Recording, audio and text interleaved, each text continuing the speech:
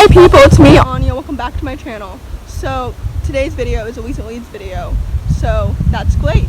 The first book on this list is called The Edge of Anything. This is a YA contemporary and it follows two characters, Len and Sage. Len is a bit of a loner teenager and she's honestly terrified that she's losing her mind because she's haunted by her past. And Sage, on the other hand, is a volleyball champion and she's trying to find her way around a recent medical disqualification. I really like this book because it really focuses on friendship. I feel like YA doesn't really focus, well, YA contemporary especially, doesn't really focus on friendship all that often. So I really liked Len and Sage's unlikely friendship. It was so well done. Both characters were realistic and well developed, and their friendship was just so nuanced, if that makes any sense. Like, it was just so good, and the lack of romance in this story, like, I was afraid that there would be some sort of like side romance plotline, and there wasn't. So that was like really refreshing, and this book is just honestly so good. So I ended up rating it 4 stars. The next book on this list is called The Griffins Layout Win by Kelley Armstrong. This is the sequel to The Royal Guide to Monster Slaying, which I read 2 days ago in my last recent leads video. Well, I talked about it 2 days ago. I actually read it like more than like a week ago or something. Anyway, this book was good and solid. I ended up rating it 3 stars. Compared with its prequel, the prequel was definitely better. When I was reading this one, I realized that the A plot in this one felt so similar to the A plot in the previous one. The B plots, though, were different, so that was really nice, and the B plots kept me from DNFing this series. But like overall, I ended up rating it 3 stars and not 3.5 stars like the previous one, because it just felt like I was reading the same exact story as the last one. So I didn't really like love it as much, you know? So overall, like I said, 3 stars.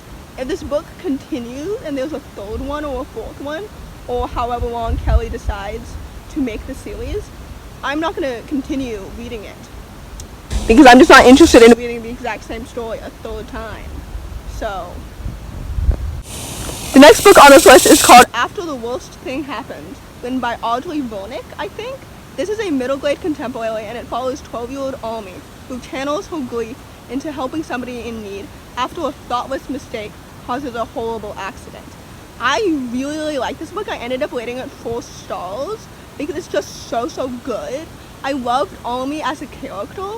She was just so like realistic and somewhat relatable. Like, she's just such a wonderful character, and I think it's also because I had really low expectations for this book, because like I do read middle grade a lot, so like I tend to have lower expectations than I do for YA. And this story talks about grief, and I've like read a lot of stories about grief before, so I wasn't really expecting to really enjoy this book. But Army stood out to me because she's such a wonderful, lovely character, and I just really liked her. So this book was so great, and it was just so wonderful and lovely.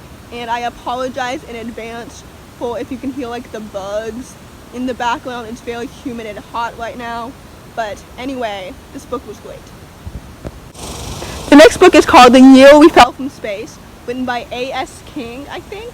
This is a middle grade contemporary, and this book was absolutely incredible. There's nothing that I would change about this book, so I ended up rating it 5 stars. This book is absolutely so good. It follows Liberty, who feels like her family has kind of fell from space, so she's trying to map out a new life for herself and her family and trying to like gain things back to normal. I really loved this book because it really made me realize that I love reading books about characters who like drum to their own beat. You know, like Liberty is such an intelligent, wonderful character, and she's seen as kind of like an oddball from her community. And I really love reading about characters like that, because that is something that I can truly like relate to, because I feel like some people view me as kind of like the weird one. So like reading Liberty's perspective, and since she is so intellectual and so like smart and wonderful and observant. Like, I can truly see myself in her. There is a trigger warning for bipolar disorder because one of the reasons as to why Liberty feels like her family has fell from space, is because her dad is bipolar. So, like, if you're a young middle grade reader, please be wary of that. So, yeah. Anyway, this book is just so good, and it was absolutely so wonderful. The next book on this list is called Let's Talk About Love, written by Kann, or is it Kann? I'm not completely sure. Anyway, this follows Alice. It's a YA contemporary. This follows Alice, who's asexual, and after her girlfriend breaks up with her because her girlfriend wanted to have sex with her and Alice doesn't, Alice feels that, like, she's skeptical to go back out into the dating world because she's afraid that the love that she experiences won't ever be understood or reciprocated. So she's wary about this new friendship that she is starting to form. I really liked this book. I really did. I ended up rating it 4 stars. I thought the ace representation was done really well. The romance was cute and it was fluffy. But, like, sometimes I felt like the romance was a little bit too fluffy. Like, it was a little bit too cheesy. Because it was just so perfect. And, like, romance isn't perfect in real life. So I felt like as the book continued, it started to get a little bit too, like, unrealistic. And I also felt like overall the romance was way too rushed. Maybe I'm just a fast reader and the book just felt really short to me, but I just found like it was too rushed. Everything happened so quickly, and I didn't really have time to ship the characters because by the time that I really like got to know them, and since I found like not only was the relationship itself to be too impeccable, the love interest was also a little bit too perfect. I didn't really find myself shipping them, much less really like rooting for their relationship. So yeah, I think this book is really good. The representation, like I said, is wonderful, but I think it maybe be like a little bit held like a little bit too high on its pedestal. You know, I do think that this book is overrated. So the next book is another YA contemporary that I do think is a little bit too overrated, and it is The Black Flamingo, written by Atta. This follows Michael, a mixed-race gay teen, and he's coming to terms with his identity, and one of the ways that he comes to terms with it is that he finds drag at university. So this follows him from a very young age up to university.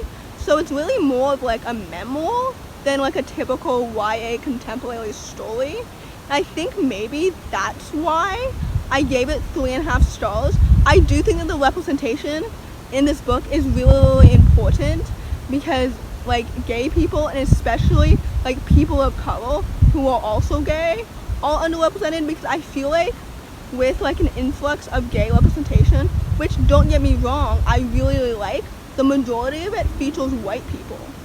And I'm like, where are the people of color, you know? So like I said, the representation in this book was well done, it was realistic, it was wonderful. This story itself though just didn't really stand out to me, even though this book was kind of what I wanted Felix Ever After to be. Although I feel like that's kind of weird for me to say because I gave Felix Ever After and this book the same rating. So anyway, overall I gave this book 3.5 stars.